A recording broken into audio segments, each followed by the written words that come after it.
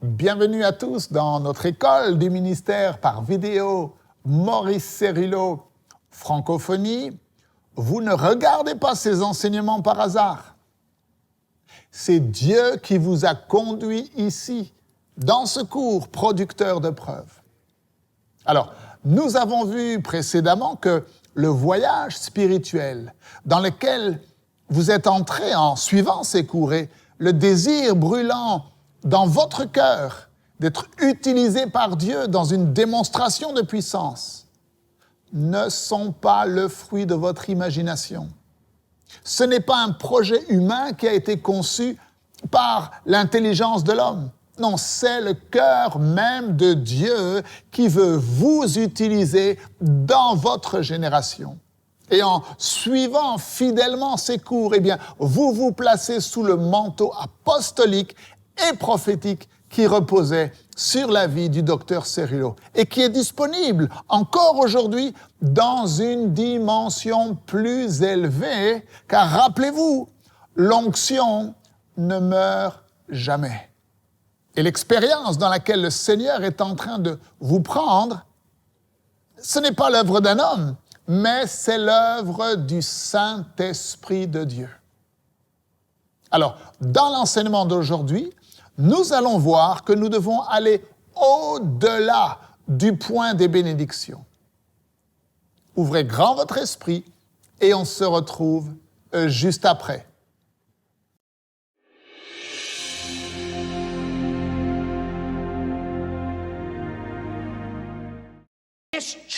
Cette église est née avec une caractéristique unique. Elle n'est pas née par les paroles. Elle n'est pas née par la théologie. Elle n'est pas née juste par des bénédictions, mais elle est née par ce dont l'apôtre Paul manifeste et nous révèle lorsqu'il a dit ces paroles dans 1 Corinthiens 2 et 4. Si quelqu'un avait la capacité de parler avec un beau vocabulaire et était capable de parler aux gens, eh bien Paul avait cette capacité. C'était un homme éduqué et nous sommes éduqués au-delà de notre meilleur diplôme.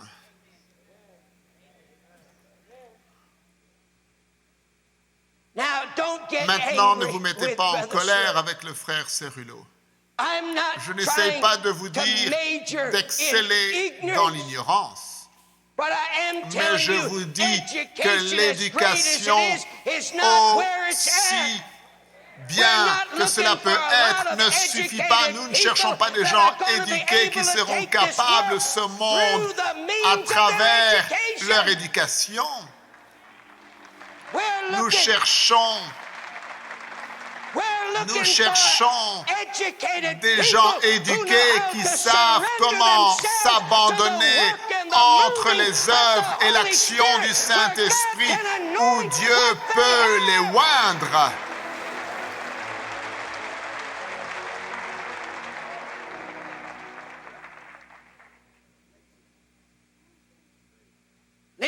Écoutez ce que Paul a dit, ce pharisien parmi les pharisiens, cet hébreu parmi les hébreux.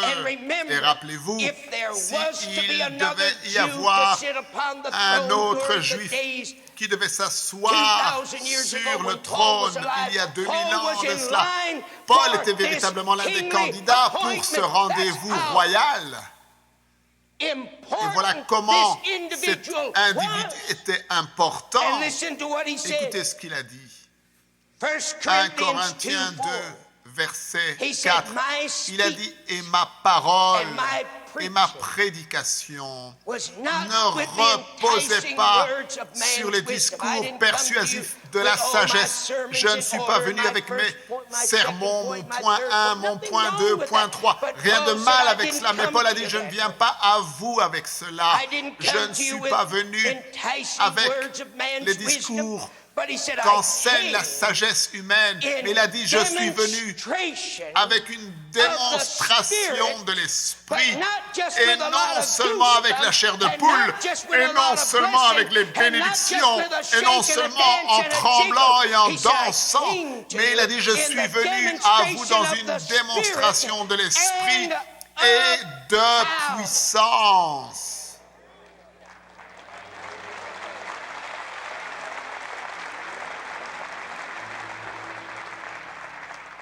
Pourquoi?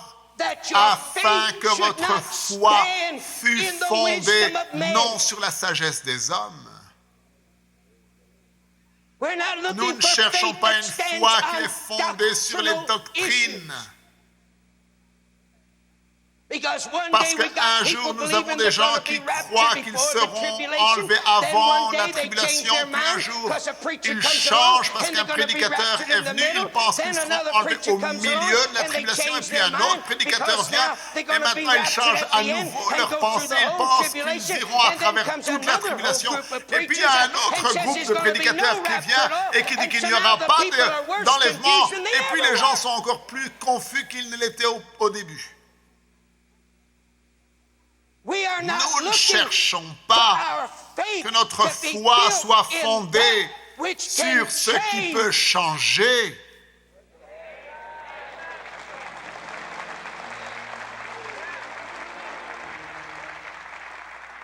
Mais écoutez ce que Paul a dit. Il a dit, ma prédication ne repose pas sur les discours persuasifs de la sagesse, mais sur une démonstration d'esprit et de puissance. Pourquoi? Afin que votre foi fût fondée non sur la sagesse des hommes, mais sur la puissance de Dieu. Si tu veux que ta foi demeure, il va falloir que tu manifestes la puissance.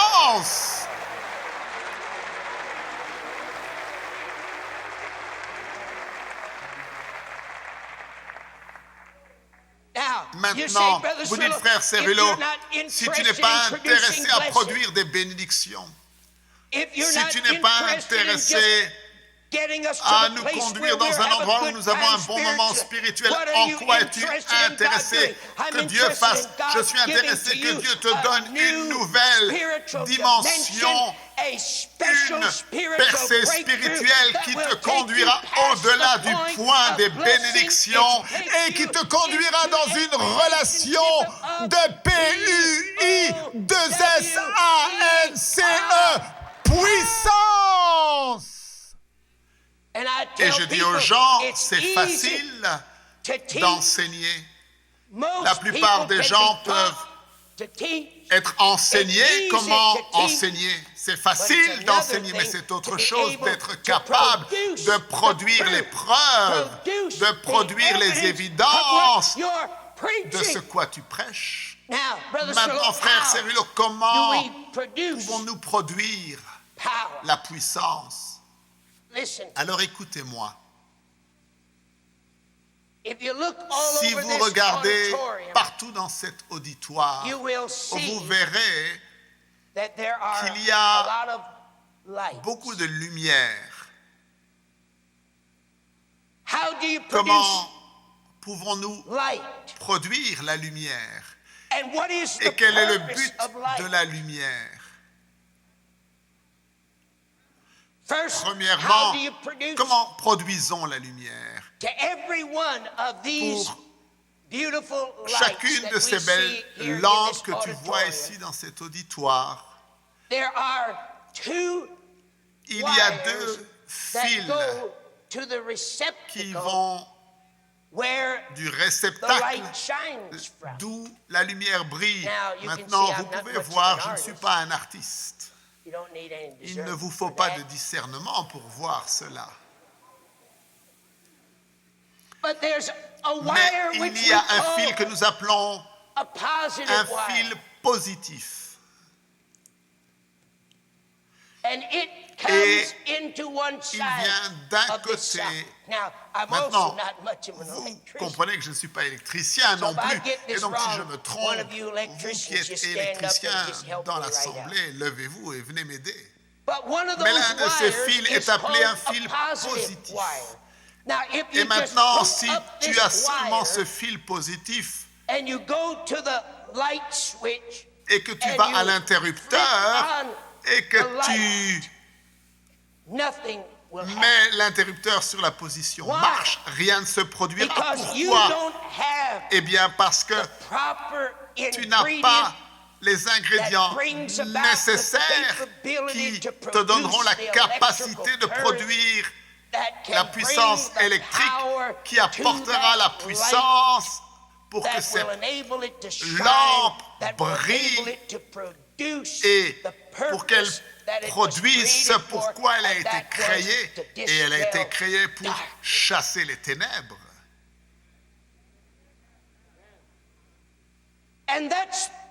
Et cela fait partie de nos faiblesses. Maintenant, je remercie Dieu pour la puissance de la pensée positive. Je remercie Dieu pour les bonnes attitudes mentales. Cela fait partie de notre expérience en Christ. Et je remercie même Dieu pour le message des confessions positives. Tout cela est bon, mais cela n'est qu'une partie. Mais en elle-même, ce n'est pas suffisant. Pourquoi? Parce que nous ne parlons pas d'une capacité mentale.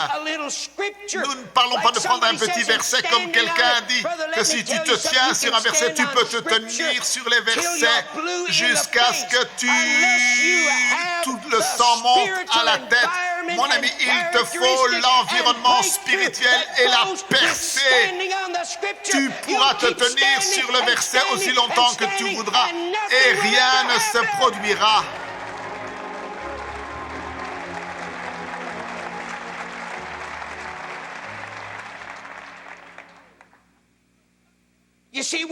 Nous ne cherchons pas quelque chose qui nous donne une capacité mentale. Nous ne cherchons pas quelque chose qui peut influencer notre environnement naturel. Non, nous cherchons une percée spirituelle qui fait ce que Dieu a promis. Les aveugles verront, les sourds entendront, les paralytiques marcheront. Nous parlons non seulement d'une capacité mentale, mais nous parlons d'une percée spirituelle, une puissance, une puissance, une puissance, puissance. Que devons-nous faire, mon Dieu? Que devons-nous faire afin d'accomplir les œuvres de Dieu? Et donc il y a un autre fil. Nous avons déjà parlé de ce fil auparavant. Il y a un autre fil. Et ce fil qui va de l'autre côté de cette lampe, ce n'est pas un fil dont les gens aiment beaucoup parler. Mais tu ne peux pas produire l'électricité qui a le but de produire l'ingrédient qui donnera la capacité nécessaire pour que cette lampe produise ce pourquoi elle a été créée, qui est de donner de la lumière et qu'elle puisse finalement disperser les ténèbres. Alors, quel est ce deuxième fil, frère Cerullo? Eh bien, c'est un fil négatif. C'est un fil négatif. Et Et tu ne peux pas produire la puissance en étant seulement positif. Je suis positif, je cite les versets, je suis positif, positif, positif. Il faut que tu aies le fil négatif où Dieu entre dans ton cœur et dans ta vie, dans notre être intérieur, et il nous change, et il fait quelque chose pour nous personnellement, mon frère. Il nous donne une expérience qu'il nous renversant dessus-dessous. Nous sommes transformés afin que nous puissions être utilisés par le Maître.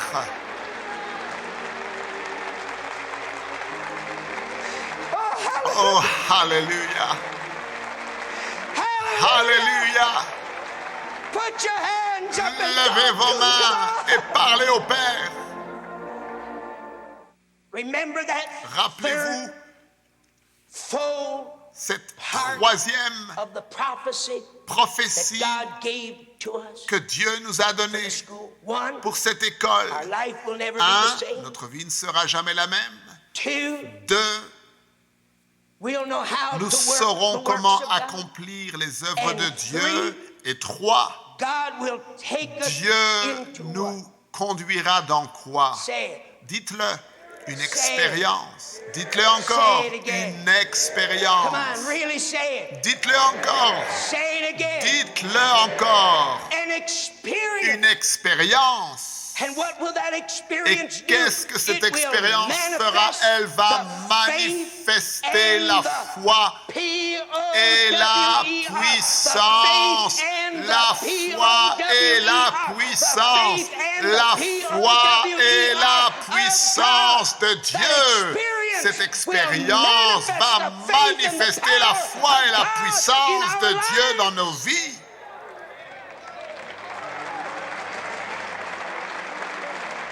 Nous ne parlons pas. Nous ne parlons pas d'une expérience superficielle. Et nous ne parlons pas non plus d'une expérience mentale. Et lorsque je dis vous connaîtrez la vérité, le frère Cerullo ne parle pas seulement de la gentille petite, et pardonnez-moi lorsque je dis cela, je ne parle pas de cette expérience, cette gentille petite expérience de connaître Jésus-Christ au point où vous êtes simplement né de nouveau. La plupart des chrétiens et la plupart des gens ont l'expérience de la nouvelle naissance, ils reçoivent la bénédiction du salut et ils restent et ils s'arrêtent là.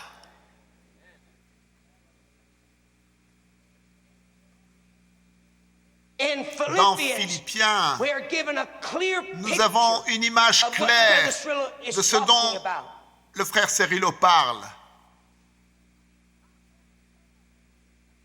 L'apôtre Paul arrive à la fin de son voyage spirituel. Il n'est pas au commencement, mais il approche de la fin de son voyage spirituel. Et nous découvrons Paul dans Philippiens au chapitre 3 en train de crier à Dieu des ressources et des profondeurs de son être. Il crie à Dieu. Et il déclare un désir profond. Un désir caché, secret de son cœur qu'il exprime envers Dieu. Il dit, afin de connaître Christ. Maintenant, est-ce que l'apôtre Paul ne connaissait pas Christ? Oui ou non? Est-ce que l'apôtre Paul ne connaissait pas Jésus? Alors, qu'est-ce qu'il demandait là? non seulement d'arriver au point de bénédiction, non seulement d'aller à la surface, une relation superficielle, mais après avoir donné sa vie et après avoir passé sa vie, il crie vers Dieu dans Philippiens chapitre 3 et au verset 10, il dit afin de le connaître. Paul, de quoi parles-tu? Paul dit, je ne suis pas satisfait jusqu'à ce que ma vie soit tellement unie dans cette relation avec mon Seigneur et mon Sauveur, à moins que je rentre dans les profondeurs, à moins que cette dimension dans laquelle Dieu m'appelle est pleinement manifestée dans ma vie, je ne serai pas satisfait. J'ai encore faim, j'ai encore soif. Je cherche l'œuvre de Dieu à l'intérieur de ma vie.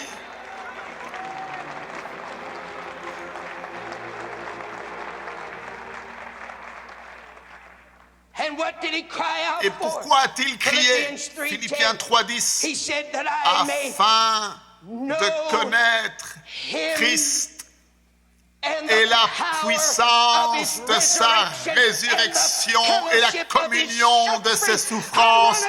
Je veux aller jusqu'au bout du chemin, peu importe, je veux entrer dans une dimension, je veux que Dieu me conduise dans le degré le plus élevé possible, même si c'est nécessaire que je sois rendu conforme à la mort que Christ a expérimentée. Je veux le connaître.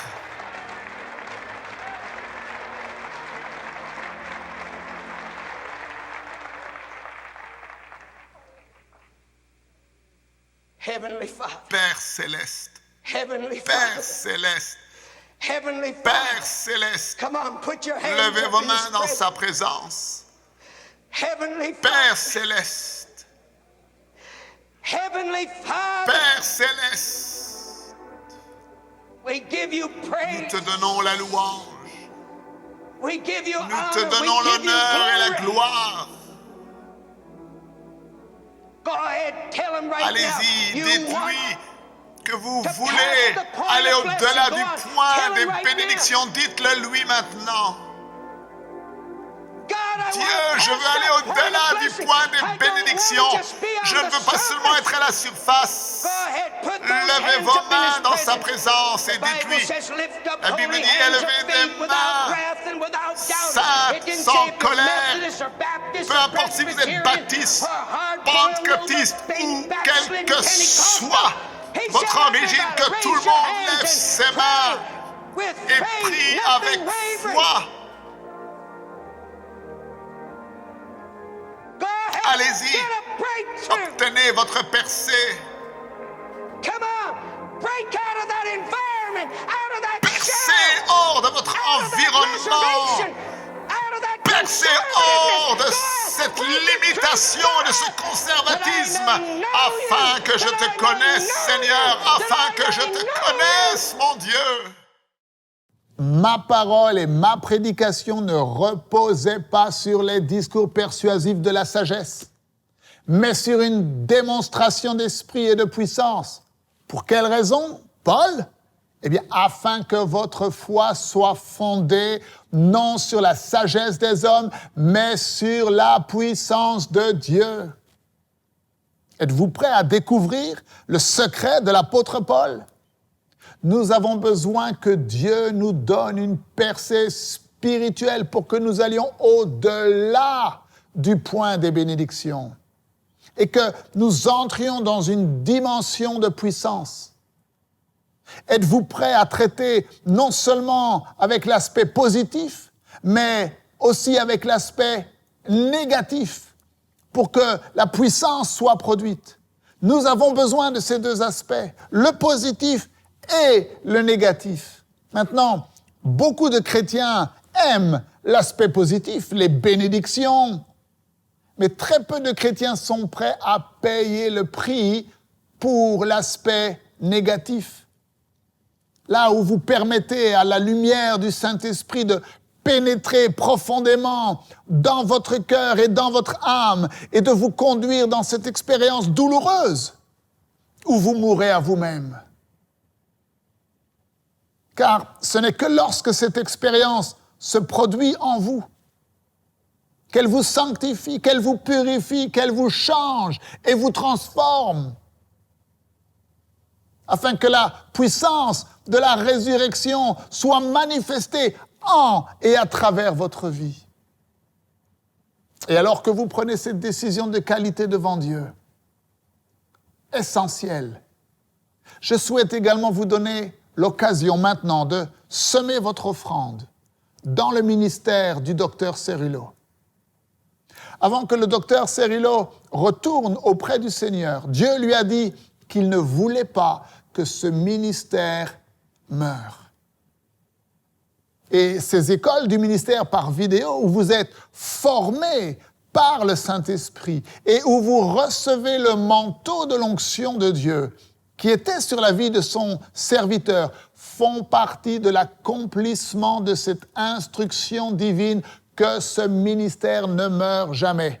Vous êtes la génération qui saisissait maintenant le bâton et qui accomplissait à votre tour la course en Jésus-Christ. Et je vous encourage donc à semer votre offrande maintenant. Prenez quelques instants et il vous suffit pour cela d'aller sur le site internet mcwe.fr à la rubrique « Faire un don » et lorsque vous semez votre offrande aujourd'hui, vous êtes en fait en train de sceller les révélations que vous avez reçues à travers ces enseignements, afin que ces révélations ne quittent plus jamais votre vie. Et si vous ne pouvez pas faire un don en ligne, mais que vous désirez quand même semer votre offrande, eh bien, il vous suffit de nous envoyer un email à l'adresse info@mcwe.fr en indiquant votre nom et le montant que vous voulez donner. Et nous prendrons contact avec vous afin que votre offrande puisse nous parvenir. Je vous dis à demain. Ne manquez surtout pas la suite de ces enseignements. Merci de partager et de parler autour de vous des vidéos qui sont disponibles sur Maurice Cerullo Francophonie. Que Dieu vous bénisse. Et n'oubliez pas, la francophonie appartient à Jésus. À très bientôt pour un prochain enseignement avec le Dr Cerullo. La francophonie appartient à Jésus. Pour toute information, rendez-vous sur www.mcwe.fr.